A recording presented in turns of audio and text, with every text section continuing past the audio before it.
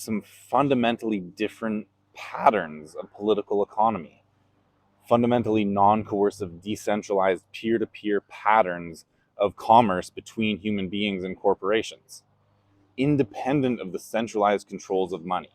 That's the promise of credex. Society is made up of the patterns of relationships between us. Changing the patterns of our relationships transforms society. In the world around me, I see patterns of political and economic relationship that are causing great damage. The coward's approach is to look at the places where the problem manifests and to say, those people need to change. The warrior's approach, the brave approach, is to look at the patterns of my own relationships that might be contributing to the problem and try to adjust those. And look at the patterns of my own relationships that could be part of the solution and look to strengthen those. We're so habituated to see problems and solutions as outside of ourselves that we just assume that the only way to make political or economic change or impact is by impacting structures outside of ourselves.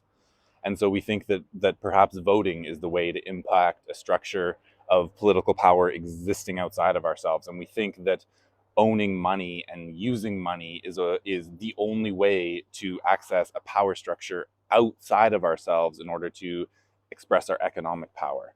But these are fallacies. This is not true. Voting and owning money are one way to express political and economic power.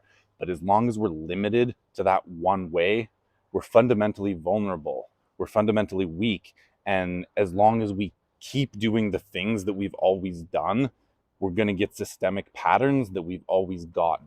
And when I look at those patterns, I say, no, I don't like those results. I don't like the political and economic results that I'm seeing in the world around me. So I look at the patterns of my own relationship and I try to figure out how I can change. Money is the strategic pivot that changes everything. Money is where politics and economics meets. And money is a rule set that we can choose to apply to our economic relationships, but we are not forced to. We have other options. And that's what credex is. Credex is another option. Minimum viable pattern for credex is very small.